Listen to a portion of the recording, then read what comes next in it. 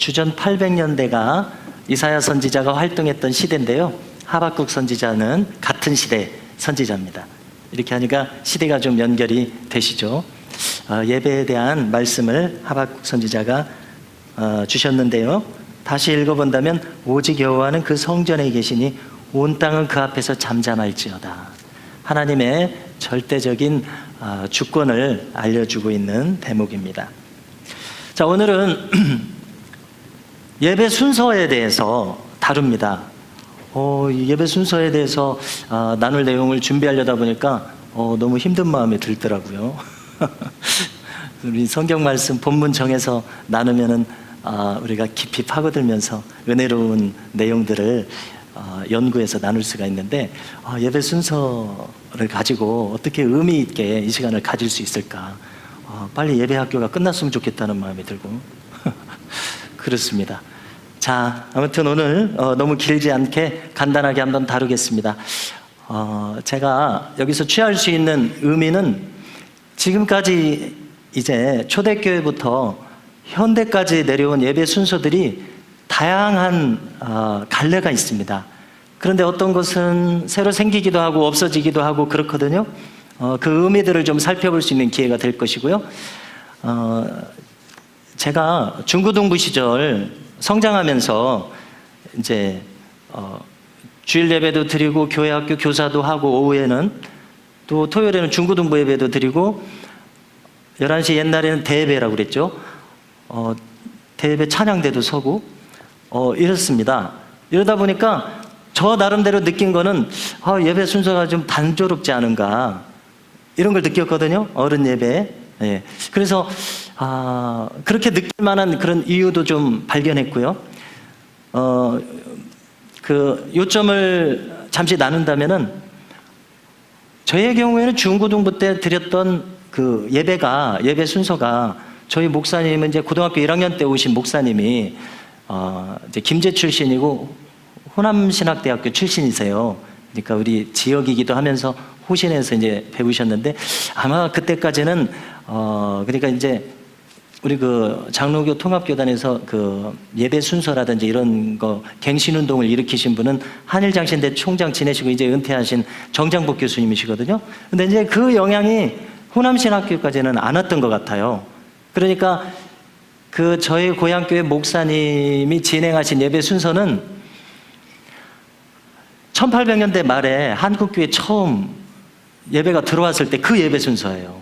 그러니까 전통 종교개혁 시대나 그 이전 시대를 복원하는 운동이 유럽과 미국에서 1960년대, 70년대에 일어났거든요. 그러니까 그것이 들어오지 않고 그 전에 이렇게 들어온 겁니다. 그 전통은 어디서 들어왔냐면은 제가 잠시 거론했습니다마는 미국이 서부 개척 시대에 미국으로 청교도들이 1600년대에 넘어갔잖아요. 1500년대, 1600년대에 넘어갔거든요. 그 청교도들이 이제 그 캘리포니아에 금광이 생긴다고 그러니까 역마차 타고 그쪽으로 다 갔잖아요. 옛날 서부 영화 보면은. 그때 목사님도 많지도 않고 뭐 이렇게 교회 건물 변변하게 없으니까 천막을 치고 부흥회를 한 겁니다. 그때 뭐 이렇게 격식을 갖춰서 예전을 갖춰서 오르간 반주 이런 거 할 수가 없고 예복을 갖춰서 성찬식 이렇게 할 수가 없어요. 그러니까 예배가 아주 간단해진 거예요. 그 간단해진 예배 형태 속에서 막 미국이 정말 그 축복받은 것이 엄청난 부흥운동이 1차 대각성, 2차 대각성 운동 막 일어나서 D.L. 무디니, 찰스 피니니, 조지 휘트필드니 이런 분들이 엄청난 부흥운동을 일으켰는가 봐요. 그러니까 미국이 거의 국교가 개신교인 것처럼 느껴질 정도잖아요. 그래서 우리나라는 어떤 선교사님들이 왔냐면은 제가 거론 드렸습니다만 시카고의 무디가 목사님이 아니면서도 엄청난 부흥을 일으켰잖아요. 그래서 무디 목사님을 비롯한 그 부흥운동에서 은혜 받은 대학생들이 선교사로 엄청나게 헌신한 거예요. SVM이라고 그래서 Student Volunteer Movement라고 그래서 학생 자원운동이라는 것인데 말하자면은 선교사로 막 헌신하는 거예요, 학생들이. 그래서 20대 초반에 언더우드 선교사, 아펜살라 선교사 이런 분들이 지난번에 예화에서 나눴던 그 전도 유망한 테네시 의과대학의 누구죠? 이름 잊어먹었습니다. 뭔데요? 최초로 순국하신 분. 예. 이런 젊은 분들, 유망한 분들이 한국에 막 건너오는 거예요. 예. 그렇게 해서 이 부흥운동의 예배 순서가 우리나라 들어왔다는 겁니다. 예. 그것을 말씀드리고요. 자, 그러면 이제 지금부터는 1509년에서 1564년 우리 장로교를 태동시킨 장깔방의 예배 순서를 살펴보겠습니다. 우리 교회가 지금 가지고 있는 예배 순서의 기본적인 틀입니다. 자, 화면을 한번 보여주세요. 예, 프랑스 사람이기 때문에 프랑스어로 읽으면 장깔뱅이래요. 장꼬뱅이라고도 한다고 합니다. 자, 근데 우리는 영어로 익숙하니까 존 칼빈이 익숙하죠. 자, 이분은 이제 프랑스의 스트라스부르크, 프랑스에서 개신교 신앙을 가진 사람들은 가톨릭의 박해를 받아서 다 쫓겨났습니다. 프랑스에서 개신교 신앙 가진 사람들을 위그노라고 합니다. 그래서 위그노들은 다 쫓겨났고, 이분들 칼빈은 또 뭐 어떤 중요한 역할을 해서 20몇 살밖에 안 됐는데 도망갔어야 됐어요. 그래서 스위스 제네바로 갔습니다. 근데 스위스 제네바에서 종교개혁운동 너무 엄격하게 하니까 사람들이 못 견디는 거예요. 그래서 스위스 의회에서 결의를 해서 칼빈 목사님을 쫓아냈어요.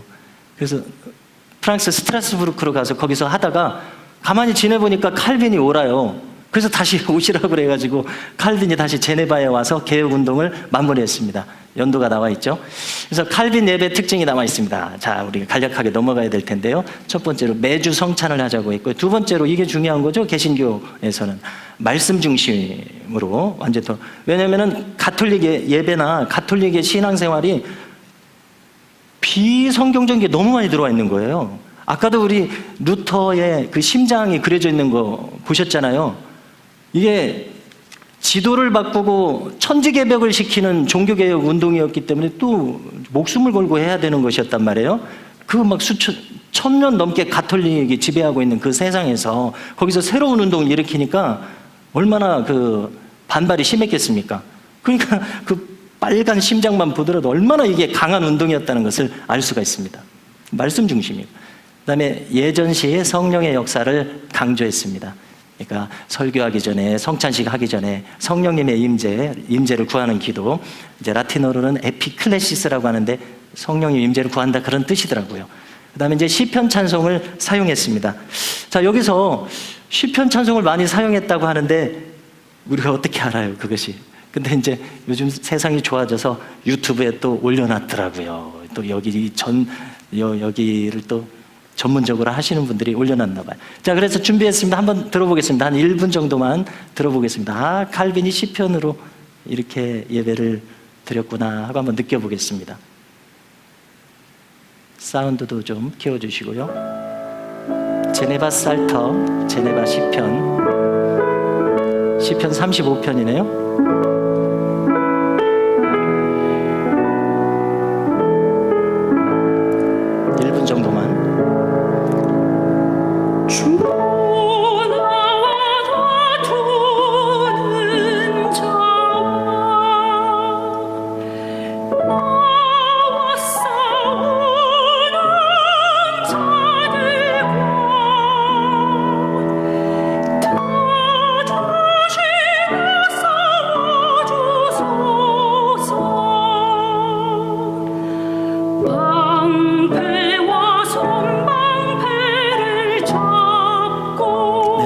여기까지만 듣겠습니다. 이 정도면 충분한 것 같습니다. 그 성악가가 부르기 때문에 곡의 수준도 높고 대단히 좀 경건한 느낌이 듭니다. 우리가 이제 지난 시간 정도에 그레고리안 성가를 들었는데 그레고리안 성가는 좀 거리감이 많이 느껴지는데 이 찬송가는, 이 시편 찬송은 찬송가랑 그렇게 멀게 느껴지지도 않으면서 상당히 경건한 느낌을 주고 있네요. 그래서 이 시편 찬송 사용했다는 것이 특징이고요. 칼빈이 작곡한 건 아니고 그 시대의 작곡가들이 있더라고요. 화면 한번 보여주십시오. 종교개혁 시대에 칼빈이 드렸던 예배 순서 다음. 네. 자, 이제 눈에 보이십니까? 우리도 예배 말씀 예전하고 성찬 예전 두 개로 이렇게 나눠집니다. 말씀 예전은 예배로 부름입니다. 시편 124편 8편을 사용했다고 합니다. 우리의 도움은 천지를 지으신 여호와의 이름에 있도다. 우리 교회 같으면 하나님은 영이시니 예배하는 자가 영과 진리로 예배할지니라. 예배의 부름 이렇게 시작하고 하잖아요. 근데 이제 칼빈은 저 성경 구절을 썼다는 것입니다. 그랬구나. 이런 점을 느끼고요. 그 다음에 죄의 고백을 했습니다.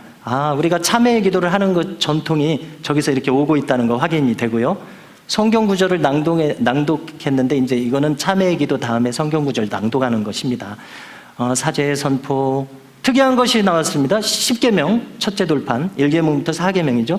그다음에 기도를 또 했고요. 또 10계명을 했습니다. 둘째 돌판, 6계명부터 5계명부터 10계명이죠. 그다음에 성령의 조명을 위한 기도, 아까 얘기했던 에피클레시스, 성령의 임재를 위한 기도입니다. 성경 봉독하고 설교를 했네요. 자, 이제 넘어가겠습니다. 그 다음에 이제 성찬 예전, 제자들하고 마지막 6월절 만찬을 다락방에서 하지 않았습니까? 큰 다락에서. 그래서 성찬식이 이루어진 곳이 다락방이기 때문에 다락방 예전이라고도 부르더라고요. 기도를 했습니다. 중보기도와 주기도. 이 중보기도는 교회를 위한 기도. 제가 그 자세한 순서를 본 적이 있는데요. 나라를 위해서도 기도하고, 교회를 위해서도 기도하고, 이웃을 위해서도 기도하고 그렇더라고요. 그 다음에 사도신경과 떡과 포도주를 준비하고, 이제 성찬상에 이렇게 돕는 다른 요즘 우리식으로 이제 부교역자들이라고 해야 될 것 같습니다. 가톨릭에서는 부제라고 하는데 사실 영어로는 디콘 똑같더라고요. 집사님인데 가톨릭에서는 아무튼 성직자를 디콘이라고 하더라고요. 또 이제 준비하게 해서 어떻게 됩니까? 주기도로 끝맺는 성찬을 위한 기도를 하고, 이제 우리가 생소하게 느껴지죠. 성찬식 제정사를 하고, 이건 우리가 같습니다. 권면 똑같습니다. 성찬상을 정리하고, 분병 분잔, 떡을 나누고 잔을 나눈다는 뜻이죠. 말씀과 성찬 참여하고, 여기서 이제 이 종교 개혁 시대는 특별한데 우리 때하고 같기 때문에 우리는 거리감이 없는데, 가톨릭 시대에는 떡만 나눠줬습니다. 왜냐하면 잔은 주님의 피인데 주님의 피를 흘릴 염려가 있기 때문에 잔을 안 나눠줬어요. 그래서 종교 개혁의 큰 개혁 운동의 주제 중에 하나가 일반 성도들에게도 잔을 나눠주게 하는 것이 종교 개혁의 큰 하나의 주제 중에 하나였더라고요. 그래서 오늘날 우리가 이 종교 개혁에 의해서 잔도 받게 되었다는 것이고요. 그다음에 시편 낭송, 감사의 기도, 오늘날과 똑같습니다. 파송, 시몬의 찬양, 축도, 아론의 축도. 자, 시몬이라는 성경 인물의 이름이 굉장히 많이 나오는데, 이 시몬은 예수님이 태어났을 때 안나와 시몬이 예수님 태어난 것을 예루살렘 성전에서 안고서 좋아하고 찬양하고 그랬지 않습니까? 그겁니다. 우리 복음서에 기록되어 있는 거. 자, 그래서 시몬의 찬양도 우리한테 생소하니까 좀 찾아봤더니 있더라고요. 자, 한번 또 틀어주십시오. 축도하기 전에.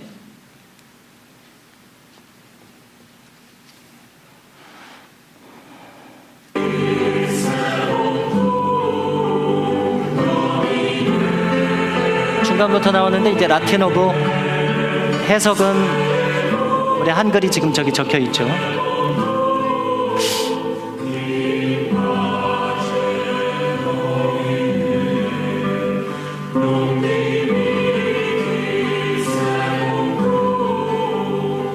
네, 멈춰 주십시오. 계속 화면은 보여주시는데요. 멈춰 주시고. 자, 이 시몬이 안고 있는 아기가 성전에서 아기 예수님입니다. 그래서 이 기도의 요점은 이거잖아요. 시몬이 경건하게 평생 동안 신앙생활하면서 메시아를 기다린 거예요. 메시아를 기다렸는데 이 아기를 안고 이제 안도하게 됐습니다. 그래서 하나님 이제 종을 평안히 놓아주시는군요. 이제 자기가 죽을 때가 됐다 이거죠. 굉장히 아름다운 마음을 가지고 있잖아요. 근데 이제 축도하기 전에 칼빈의 제네바 교회에서는 우리가 그 파송 찬송을 하듯이 이 마지막 찬양을 했다고 하는데 의미가 있는 것을 알 수가 있습니다. 예배를 쭉 드리고서 이제 축도하기 전에 하나님께서 너무나 많은 은혜를 주시고 위로를 주셨기 때문에 시몬의 기도로 이렇게 노래를 하는 거예요. 이제 종을 평안히 놓아주시는도다 하고 대단히 평안한 가운데 예배를 마치는 그런 분위기를 느낄 수가 있습니다. 그 다음에 이제 축도를 합니다. 다시 그 순서 화면을 보여주시면요. 근데 이 축도는, 순서 화면 보여주세요. 아론의 축도, 우리가 오늘도 하고 있는 아론의 축도를 했습니다. 사도의 축도는 예수 그리스도의 은혜와 하나님 아버지의 사랑과 성령님의 교통하심, 이게 사도의 축도거든요. 사도 바울이 한 거, 서신서에 나오는 거. 사도의 축도가 있고 아론의 축도가 있는데 개혁자들은 아론의 축도를 했습니다. 자, 이렇게 하면은 그렇구나, 칼빈의 종교개혁 시대에 이렇게 했구나, 이렇게 잠깐 알 수 있었고요. 자, 그 다음에 직접적으로 장로교의 시조는 저 잉글랜드 북쪽에 석유 많이 나는 북해산 브런트유? 석유가 많이 나는 스코틀랜드 장로교회 존 녹스에게서 왔습니다. 존 녹스는 그냥 시골 목사는 아니고 왕과 여왕과 상대하는 궁정 목사 같은 굉장히 지위가 높은 분이에요. 근데 지금 저기 연도가 나와 있죠. 1514년이니까 칼빈이 1509년이니까 칼빈보다 5살 아래인데 칼빈이 워낙 뛰어나니까 칼빈한테 와서 배운 거예요. 배워서 가져갔는데 스코틀랜드 장로교회를 만듭니다. 만들 수밖에 없었던 이유는 뭐냐면은 잉글랜드는 헨리 8세가 교황 또 네 마음대로 해, 나는 내가 우리나라에서 교황할 거야. 그래서 성공회를 만들었습니다. 자기가 이제 영국 국교회의 수장은 교황이 아니라 이제 내가 한다, 이렇게 돼 있습니다. 여러분들 그 요즘 넷플릭스 영화를 많이 보죠? 그럼 그 헨리 8세 이야기가 나올 겁니다. 엄청나게 많은 에피소드로 한번 보십시오. 아무튼 별로 좋은 사람은 아니에요. 아무튼 성공회를 만들어서 자기가 엄청난 권력을 갖고 있으니까 스코틀랜드도 좌지우지하려고 하는 거예요. 그리고 이제 자기는 정치적으로 종교개혁을 하니까, 왜냐면은 한마디로 나쁜 사람이죠. 지금 부인을 내쫓아내고 새로 결혼하고 싶은 거예요. 근데 교황이 허락을 안 하잖아요. 그러니까 이제 교황하고 관계를 끊고 하는 거예요. 별로 좋은 사람이 아니에요. 그러니까 이제 스코틀랜드도 자기 마음대로 하고 싶으니까 존 녹스는 그렇게 하고 싶지 않거든요. 그러니까 독립해서 스코틀랜드 장로교가 만들어졌습니다. 예배 순서가 어떻게 되어 있는지 살짝 보면은요, 예배 부름 참회기도 비슷합니다. 운율 시편송, 성령 임재기도 비슷합니다. 성경 봉독, 설교, 봉헌, 감사, 교회의 기도, 목회 기도라고 생각이 되고요. 주기도문, 사도신경 연이어서 했네요. 또 넘어갑시다. 봉헌을 했고요. 그 다음에 이제 성찬식이 있는데 존 녹스는 한 달에 한 번 합시다, 이런 주장이더라고요. 칼빈은 매주 합시다. 가톨릭하고 비슷하죠. 성찬 재정사했고 건면했고 성찬기도 비슷합니다. 떡을 땜, 성체 분할, 그 떡을 떼는 그 시연을 하는 것이죠. 분병 분잔, 성찬 참여하고 순환사 낭독이라고 하는 것은 예수님께서 십자가 지시는 그 장면, 그 이사야서 53장 같은 그런 것입니다. 그다음에 성찬 후 기도하고 시편송을 했네요. 아론의 축도, 여기도 비슷하네요. 스코틀랜드 장로교도 아론의 축도를 했습니다. 자, 그럼 넘어가겠습니다. 자, 이제 우리나라는 미국 장로교에서 헌법도 가져오고 예배 순서도 가져오고 많은 것을 가져왔습니다. 그래서 미국 장로교회도 막 이렇게 발전 과정이 있는데 1993년 것은 미국 장로교회가 초대교회랑 가톨릭 이전이랑 여기서 좋은 것은 다 가져다가 예배 순서를 만든 거예요. 그리고 이 예배 순서는 이 예배 순서가 좀 중요하게 생각되는 것이 교회가 예배 드리는 근거가 있어야 될 거 아닙니까? 그래서 저는 이 부분은 좀 의미 있게 생각이 됩니다. 예배가 1시간 정도 쭉 진행이 되는데 이 예배 순서를 4개의 파트로 나눌 수가 있습니다. 하나는 개회 예전, 그 다음 페이지 넘어가 줘 보세요. 또 하나는, 넘어가 보세요. 말씀 예전, 또 넘어가 보면요. 넘어가 주세요. 성찬 예전, 파송 예전. 신학적으로 4개의 파트, 이 요소가 있어야 되는 겁니다. 모임 예전, 개회 예전, 예배의 부름으로 모이는 거고요. 그 다음에 이제 2번째는 말씀 예전, 하나님 말씀 나누는 거고요. 3번째는 성찬 예전, 하나님께 감사하며 나아가는 거죠. 거기에 봉헌도 들어있고요. 그 다음에 파송 예전, 그다음에 세상으로 나가는 것이죠. 이게 신학적인 중요한 틀입니다. 제가 이 중고등부 때 이게 우리 예배가 너무 단조롭지 않은가 하는 느낀 것이 이런 요소가 분명하게 없어서 그랬던 것 같아요. 예를 들면은 파송 예전이 없었어요. 그냥 우리는 주일 예배 때 축도, 아론의 축도를 하기 전에 파송의 말씀을 제가 전해드리고 나누잖아요. 상당히 의미가 있다고 생각합니다. 왜냐하면 우리가 세상으로 나가는 것이기 때문에. 근데 이제 예배 쭉 드리고 축도하고 마치시니까 밋밋한 느낌이 드는데, 우리가 파송된다는 분명한 의식을 가지고 있으면은 예배가 마치는 의미가 어떤 영적 전쟁을 하러 나가기 위해서 세상에서 힘있게 살고자 하는 이런 의미를 가지고 나가기 때문에 밋밋하게 끝나는 것보다는 이게 의미가 있다고 생각합니다. 그래서 신학적으로 파송이 마지막에 있는 것이 우리 예배가 성경적이라는 그런 생각이 듭니다. 자, 앞으로 넘어가가지고 이게 이제 1993년도 미국 장로교 예배인데, 초대교회부터 가톨릭교회에 있는 거 좋은 거는 이제 다 가지고 온 거예요. 한번 보시겠습니다. 예배의 말씀, 개회여전, 게러링, 모인다는 뜻인데, 모여서 무엇을 하느냐? 예배의 말씀이라는 것은 예배의 부름일 것이고요. 오늘의 찬송 또는 개회기도, 비슷하네요. 찬송 시편 또는 영가, 죄의 고백과 용서, 참회기도죠. 평화의 인사가 있어요. 그래서 우리는 이 평화의 인사가 가톨릭의 것이다라고 생각을 하는데, 초대교회에서부터 있었던 예배 전통이지 가톨릭만의 것이 아니라는 것을 우리가 알았으면 좋겠습니다. 제가 지금 클러지 셔츠를 하고 있는데, 이 로만 칼라라고 하는 것은 로마 카톨릭에서 하기 때문에 로만 칼라라고 불리는데, 그렇게 부를 이유가 없는 것이, 이 로만 칼라의 기원은 스코틀랜드 장로교회에서 기원한 거예요. 1800년대 말에. 근데 이제 가톨릭 사제들이 1960년대에 제2차 바티칸 공회라는 것을 해서, 우리가 이렇게 하면 안 되겠습니다. 우리 개신교에게 밀립니다. 왜 밀리냐면 그때까지만 해도 맨날 라틴어로 하니까요. 여기 지금 대한민국 사람들이 라틴어로 설교한다고 한번 생각해 보세요. 라틴어로 예배 드린다고 생각해 보세요. 상상이 안 가죠. 그러니까 이러면 안 되겠습니다. 1960년대 제2차 바티칸 공회를 해가지고 우리도 한국말로 설교하게 합시다. 한국말로 미사 드리게 합시다. 그래서 그때 바뀐 거예요.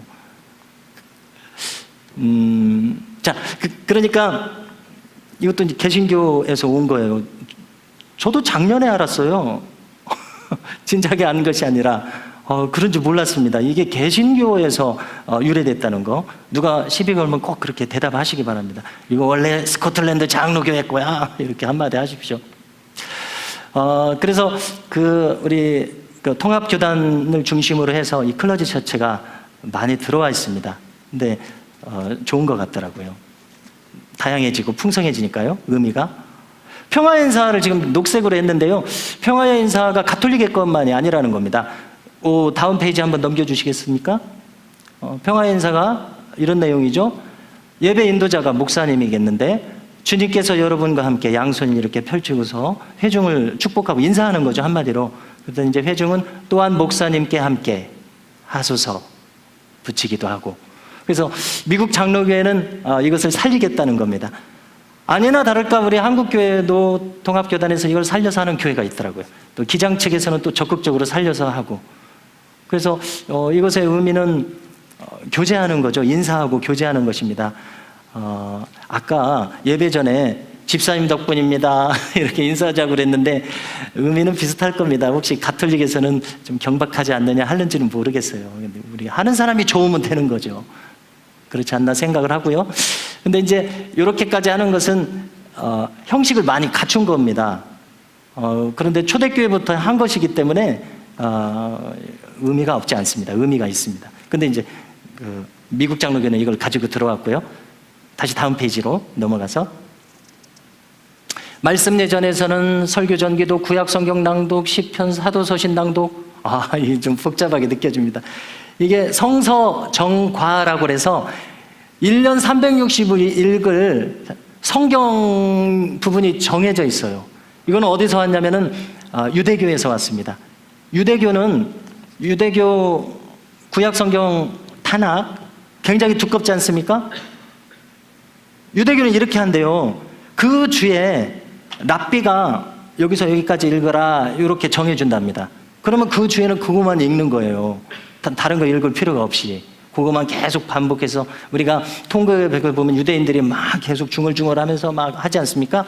네, 그 랍비가 정해준 거를 읽는 거랍니다. 근데 이제 우리도 성서 정과가 있어요. 그래서 구역 성경이랑 사도서신이랑 그 주에 읽을 것이 정해져 있습니다.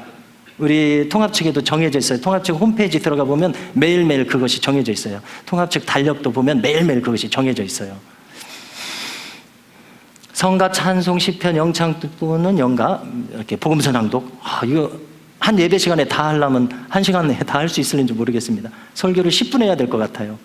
설교, 초청이라는 것이 있네요. 또 이제 넘어가서 찬송, 영창, 시편 혹은 연가, 신앙의 고백, 설교 다음에 하는 거 우리랑 비슷하네요. 교회 목회 예식, 이제 세례 같은 거 있으면 하고 회중의 기도하고 평화의 인사를 또 하네요. 넘어가겠습니다. 성찬 예전. 눈으로 이렇게 한번 보십시오. 예물 바침, 성찬 초대 쭉 하시고요. 파송 예전, 찬송, 연가, 송가 또는 시편송. 그러니까 이제 파송의 찬송의 개념이네. 우리하고 위탁의 축도, 강복선언. 이렇게 이루어졌습니다. 자, 또 넘어가겠습니다. 우리가 조금 신기하게 생각되는 게 이겁니다. 그러면 우리나라는 어떻게 예배 순서가 처음 시작되었느냐? 별로 재미없을 수도 있지만은 이렇게 해놨더라고요. 1895년부터 1907년. 1907년은 언제냐면 우리 교단에서 최초로 한국인 신학생이 졸업한 해가 7명 졸업한 해가 1907년입니다. 그래서 유명한 길선주 목사님이니 제주도 최초 선교사로 파송된 이기프 목사님이니 하는 분들이 그 7명 졸업한 분들이에요. 제가 조금 전에 연령을 봤더니 5명이 40대 전후더라고요. 20대가 하나도 없어요. 39세 한 명 있어요. 40대 전후로 처음 신학생들의 나이가 그렇구나. 그 다음에 58세가 2명이더라고요. 이렇게 신학생이 7명 있었습니다. 근데 여기 가만히 보세요. 1907년 되기 전에 9번 다음에 보시면은 축도가 없습니다. 그래서 축도가 없는 이유는 뭐냐면은 목회자가 없기 때문에 축소를 할 수가 없는 거예요. 그래서 이 예배 순서는 선교사님들이 들어와서 그러면은 평신도 지도자들이 자기네들 교회에서 예배 인도하도록 합시다 이렇게 한 거예요. 목회자가 없으니까 선교사님들 다 자기 몸이 10개가 아니니까. 그래서 이제 평신도 지도자들이 예배 순서 이렇게 한 겁니다. 자, 제가 빨리 한번 읽어볼까요? 찬미를 부를 것이요, 기도를 할 것이요, 성서를 볼 것이요, 교우 중에서 한 사람이나 두 사람이나 기도를 할 것이요, 찬미시를 부를 것이요, 성서 뜻을 풀어 가르칠 것이요, 기도를 할 것이요, 연보전을 드릴 것이요, 찬미시를 부를 것이요. 이게 주기도문도 없고 그렇습니다. 이렇게 하고 마쳤는가 봐요. 그래서 이 예배 순서의 의미는 평신도가 예배 인도를 할 수 있도록 그런 의미입니다. 그래서 이 틀이 한국교회에 계속 대대로 내려왔다는 겁니다. 선교사님들이 예배가 이루어지도록 해야 되니까 평신도에게 허락을 했는데 아무튼 이것이 한국교회에 계속 대대로 내려왔습니다. 자, 다음 페이지 한번 보겠습니다. 여러분, 북한에서는 그 솔레교회, 황해도 남쪽의 솔레교회, 거기 보부상들이 만주에 갔다가 예수 믿고 돌아와가지고 거기 지은 최초의 교회가 솔레교회예요. 솔레교회에 저에게 한국교회사를 가르쳐 주신 교수님이 민경배 교수님이라는 분이 있는데 그분이 거기 출신이에요. 맨날 자기가 6.25 때 폭탄 떨어져가지고 그 구덩이에 들어갔는데 파편이 튀어가지고 자기 척추에 파편이 2개가 박혀있대요. 이 1mm만 들어오면 자기가 죽는데요. 그래서 파편이 박혔을 때 저를 살려주시면 목사가 되겠습니다. 그랬다고 맨날 얘기하세요. 그리고 6.25 얘기, 구한말 얘기하면서 맨날 눈물을 흘리시고 우리가 이렇게 엄청난 고난을 받았다고. 북한에는 그게 최초의 교회지만 남한에는 언더우드 선교사가 세운 세문안교회가 최초의 교회입니다. 영락교회가 최초의 교회가 아니라 남한의 최초의 교회는 세문안교회예요. 세문안교회 예배 순서 한번 보십시오. 예배사, 찬송, 기도, 장로, 승수명 이름까지 적혀 있어요. 시편 1편, 성경봉독, 장로, 승수명. 신기하지 않습니까? 성경봉독 장로님 시켰어요. 찬송, 찬양대, 설교, 목사, 차제명. 어디서 많이 들어봤어요. 기도, 목사, 차제명. 연보와 기도, 광고, 찬송, 축복기도. 아니, 제가 중학교 때 예배드렸던 저희 고향교회 예배 순서하고 똑같다니까요. 여러분, 우리 미담교에서 드리는 거하고 많이 다르잖아요. 굉장히 단순하잖아요.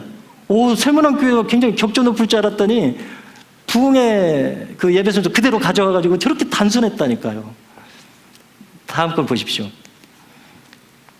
이건 뭐냐면은 평양신학교 교수의 이름이 이제 곽알련인데, 선교사님입니다.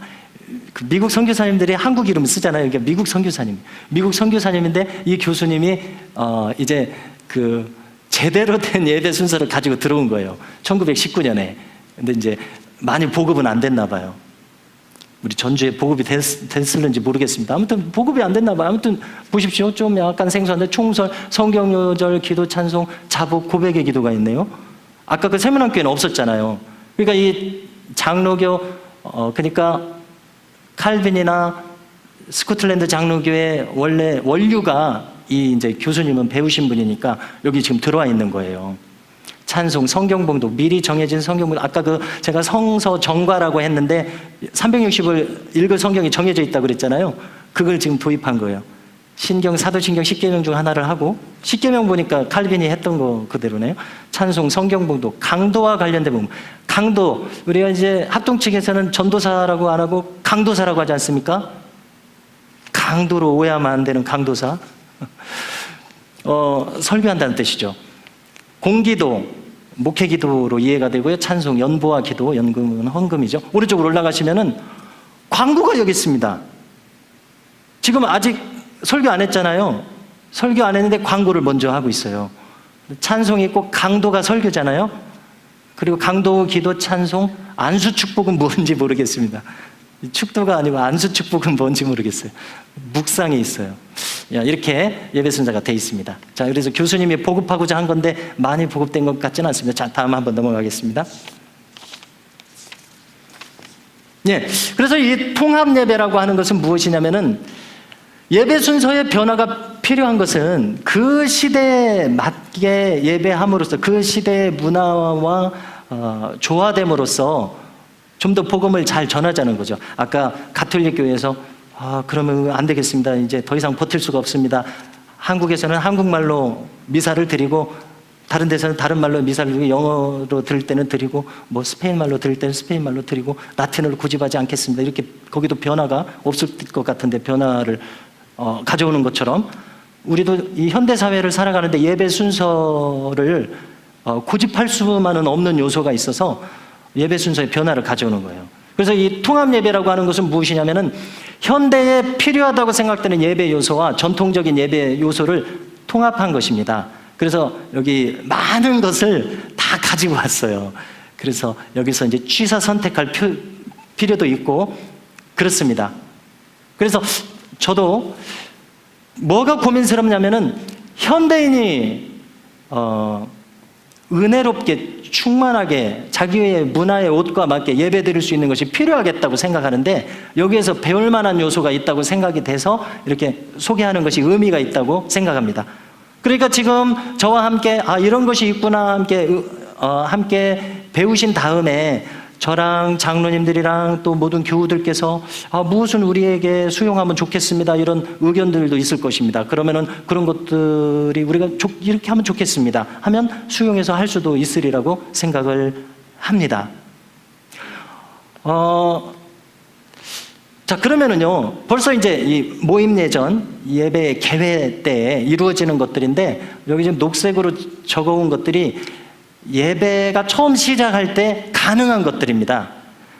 우리 지지난주인가 나눈 것 중에 하나는, 우리가 예배를 드릴 때에 1부 예배는 전통적인 예배를 드리고, 2부 예배는 의식을 갖춰서 예배를 드리고, 3부 예배는 열린 예배식으로 복음성을 많이 해서 예배를 드리고, 4부 예배는 청년 중심으로 예배를 드리고, 이렇게 하는 교회들이 많은데 우리도 그렇게 하면은 좋지 않을까 생각합니다. 이렇게 말씀드렸었잖아요. 그런 의미에서 여기에서 우리가 취할 것이 있을 수도 있겠다는 생각을 합니다. 처음에 이제 예배 들어갈 때, 우리가 11시 2부 예배 때는 예배 부름, 성경구절 읽고 예배에 기원하고 이렇게 시작하시잖아요.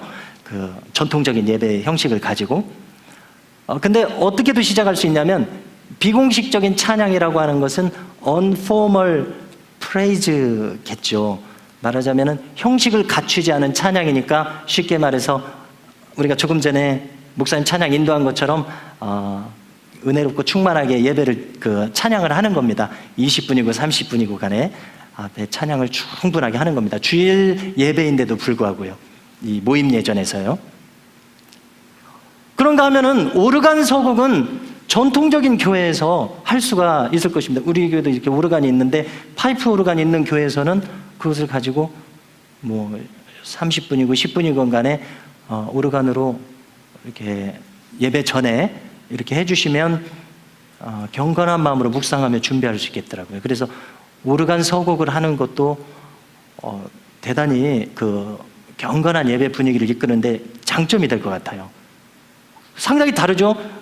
복음송을 막 하는 거랑 오르간 서곡이랑 하는 거랑 상당히 이렇게 다릅니다. 그 다음에 이제 이런 형식도 있습니다. 독주악기.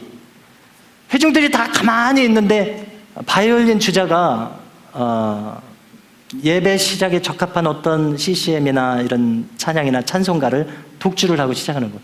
그것도 괜찮을 것 같아요. 첼로로 해도 되고. 그 다음에 이제 비공식적인 인사는 무슨 얘기겠습니까? 열린 예배나, 그러니까 윌로우 크릭 커뮤니티 교회나 세들백 교회, 그리고 그런 비슷한 흐름을 가져온 온누리 교회 같은 데서 가만히 보면은 예배 시작할 때 앞에 목회자나 그날 뭐 담임 목사님이 이렇게 나와서 편안하게 인사를 하는 거예요. 아주 현대적으로 느껴지죠. 편안하게 이렇게 인사를 하면서 예배로 자연스럽게 들어가는 겁니다. 그리고 어떤 교회는 광고로 시작해요. 제가 LA에 뭐 잠깐 갔지만 엄청 많이 다녀온 것처럼 여러 번 얘기를 하니까 뭡니까? 헐리우드 한가운데 모자이크 교회가 있다고 했잖아요. 모자이크 교회는 정말 헐리우드 한복판에 있는 교회답게, 또 젊은 교회답게 젊은 두 사람이 나와서 나중에 봤더니 그분들이 교역자들이더라고요. 근데 이제 그냥 청년인 줄 알았어요. 남자 청년, 여자 청년 제가 보기에 나와가지고 막 둘이 MC들이 서로 막 오프닝 뭐 이렇게 하듯이 둘이 뭐라고 말하고 막 하면서 가만히 보니까 교회 소식을 하는 거예요. 화면에 막 교회 소식 띄워가지고 오늘 뭐 이렇게 성찬식 뭐 이렇게 세례 문답이 있고 뭐 어디 우리 헐리우드 이 길거리 사거리에서 물통 이렇게 크게 해놓고 침례식이 있고 막 어쩌고 저쩌고 막 둘이 신나서 막 하는 거예요. 가만히 봤더니 둘이 토크하는 게 아니라 그날 교회 소식하는 거더라고요. 그래서 참 특이했습니다. 환영의 말, 뭐 이렇게 할 수 있고. 회중음악 리허설, 이거는 이거 같습니다. 그날 예배 중에 부를 회중 찬송을 리허설을 하는 거예요. 모르는 곡이 있을 수도 있고, 미리 불러봄으로써 또 준비가 될 수도 있고, 그런 것이 있나 봅니다. 또 조용한 묵상 기도로 할 수도 있죠. 이건 뭡니까? 이 통합 예배는 뭡니까? 전통적인 예배랑 현대적인 예배 중에서 좋은 것을 가져와서 적합한 것을 하겠다는 것이죠. 신선하게 느껴집니다. 예배 여는 시간, 임예송, 인사, 우리가 하는 거랑 비슷합니다. 임재의 기도, 이제 종교개혁에서 가져온 거죠. 찬양, 죄의 극과 용서, 참회의 기도죠. 참회의 기도가 참 중요하게 생각됩니다. 제가 중고등부 때 드렸던 시골교회 예배랑 지금 드리고 있는 예배랑 가장 다른 점 중에 하나가 참회의 기도입니다. 처음에는 서울에서 참회의 기도, 제가 참회의 기도를 처음 만난 거는 이제 소망교회 예배 갔을 때 그런 것 같아요. 그러니까 이제 참회의 기도가 있어요. 참회의 기도가 있고 이제 마지막에 성경 구절 낭독하고 죄를 사하신다는 이런 내용으로 이어져요. 그래서 처음 제가 그것을 느꼈을 때 참 색다르다는 걸 느꼈습니다. 왜냐하면 평생 하지 않던 것을 하니까 색달랐고 어떤 의구심이 들었냐면 이래가지고 참회가 될까? 왜냐하면 저는 이제 한창 은혜를 주실 때니까 막 2시간, 3시간, 2시간, 3시간 기도하면서 성경 보고 싶고, 성경 보면 또 기도하고 싶고, 진짜 신학 공부를 어떻게 했는지 모르겠어요, 제가. 그렇게 해야 내가 회개했다는 시원한 마음이 드는데, 저렇게 잠깐 1, 2분 해가지고 정말 이 세상에서 살던 성도들이 정말 깊은 참회가 일어날까 의구심이 막 들더라고요. 그러나 지금 벌써 한 30년 지나고 나니까 어떻게 정립이 됐냐면, 이렇게 짧은 시간이지만 현대인이 막 이렇게 새벽기도 못 하시는 분도 많고, 그다음에 막 뭐 첫사랑을 잃든지 어쨌든지 생활이 바쁘든지 막 복잡하든지 해가지고 기도 시간을 못 가지시는 분들은 이 짧은 시간에 집중해서 정말 진심으로 임하면 시간이 문제가 아니라, 아까도 중심을 보신다고 했는데 내 중심이 진실하면 그 시간에 참여가 이루어진다는 생각이 듭니다. 그래서 그렇구나, 강조해야 되겠구나, 이걸 중요하게 생각해야 되겠구나, 점점점 이것이 소중하게 생각이 돼요. 그러니까 저는 정말 그렇게 임하고 있습니다.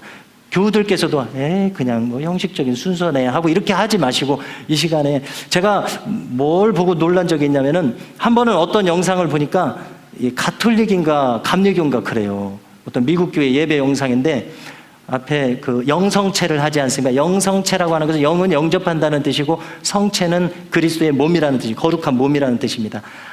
이 성찬 전병을 줄 때 영성체 자세가 있습니다.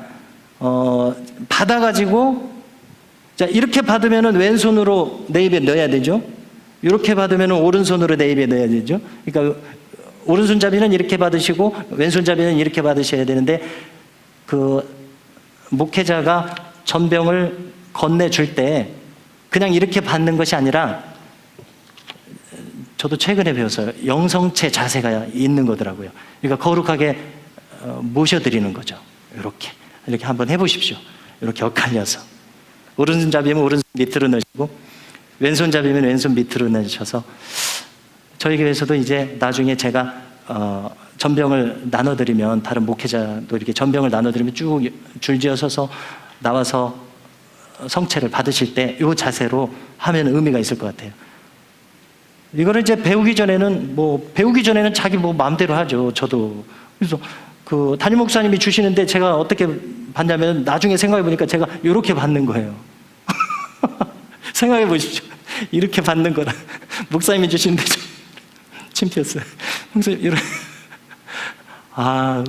모양이 이게 아니더라고요. 이렇게. 제가 뭘 놀랬냐면은, 가톨릭인지 감리교인인지 모르겠는데 성체를 받으면서 막 눈물을 흘리는 거예요. 그 시간에 막 자기는 지금 엄청 은혜를 받는 거예요. 지은 죄가 많은지. 그 놀랬습니다. 그랬고요. 예. 죄의 고백과 용서하다가 또 이렇게 됐습니다. 또 이제 진행하겠습니다. 또 넘어가 주세요. 그 다음에 이제 두 번째 예배의 틀 중에 말씀 예전이 있습니다. 우리가 다 아시는 겁니다. 성경봉도, 뭐 구약봉도, 응답의 시편송, 서신서봉도, 영창 또는 찬양 뭐 이렇게 하고, 설교, 말씀에 대한 응답, 회중의 기도. 우리가 그 분당 우리 교회 보면은 요즘 많은 교회들이 설교를 한 다음에 통성 기도를 시켜요. 그것도 의미가 있겠더라고요. 그래서 회중의 기도가 그런 의미라는 생각이 들고요. 또 평화의 인사 여기 들어와 있습니다. 헌금하고 또 넘어갑니다. 성찬식.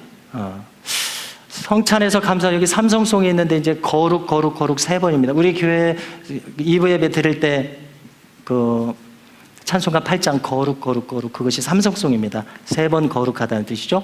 이렇게 쭉 하고 이제 넘어가고요. 파송의 여전.